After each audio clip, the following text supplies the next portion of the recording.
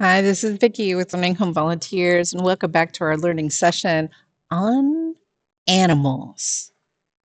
Um, this week, we're going to do all things frogs. We're going to catch some bugs. We're going to jump from lily pad to lily pad. We're going to race with other frogs. It should be really fun. But before we get started on those, let's learn a little bit about frogs. And it all starts with a little bit of croaking to ask for a date. And then life itself begins with the eggs being laid. And we can see all of those eggs laid in the water.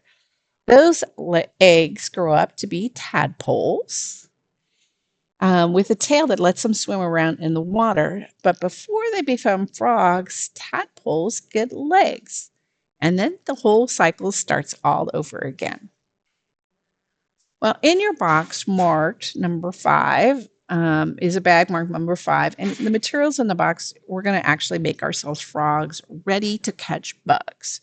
You'll need your crayons to make the frog the color you want to be. And in the bag, you'll find a paper plug that's shaped like a frog, a birthday blower, and some eyes. So first, we want to construct your frog by putting the blower through the slot. There are 2 googly eyes. There's plastic pieces on the back of the eyes that comes off, and you can just and reveals a sticky piece. So put your eyes on the place where the eyes go, and then put Velcro on the end of the blower. Put your bugs out, pieces of material, and blow and see if you can catch a bug. Well, once you've mastered that, we're ready to actually do some moving.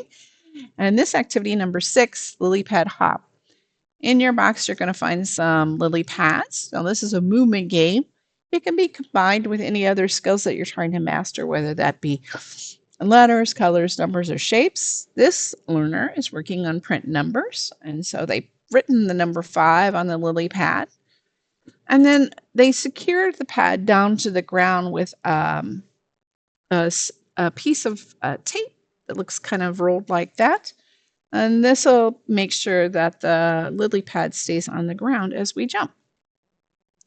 Now that the lily pads are on the ground and attached by tape, one way to play is to use your call-out cards, your number cards, your color cards, your letter cards, your shapes, and holding the right card up and then have your little frog jump to that lily pad.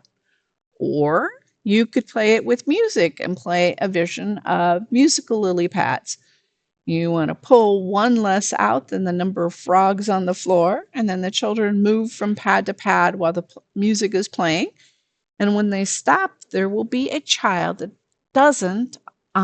isn't on a lily pad and is out. Or you can use our next plastic frog to actually jump onto the lily pads, which brings us to activity number 7. In your bag, number 7, you will find 2 plastic frogs in different colors. When you press on their bottoms, they jump. Our little frogs are really versatile. They can jump like a frog yourself, and then you can see if the plastic frog can jump further.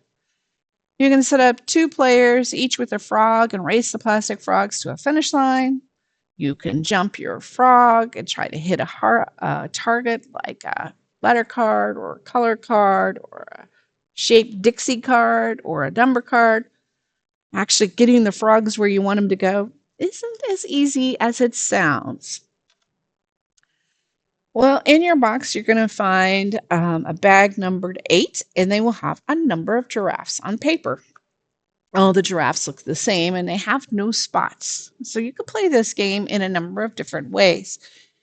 You can put the card in front of the child and using your counters, ask them to put the same number of spots that you have in front of you, or more than you have, or less than you have. If your child is working on print number recognition, you can ask them to make the same number of spots on the giraffe as you are showing with the written number that you write.